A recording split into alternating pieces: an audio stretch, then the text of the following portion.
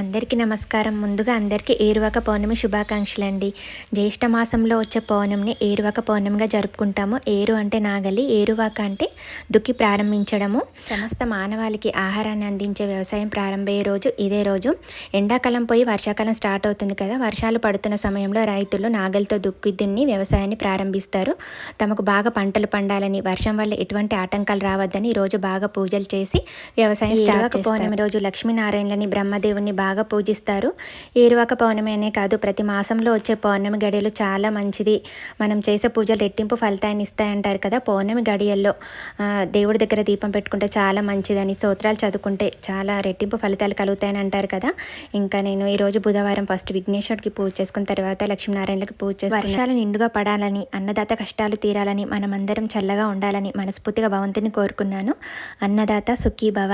ఏరువాక సాగారో రన్నో చిన్నన్న, నీ కష్టమంతా తీరును రో రన్నో చిన్నన్న.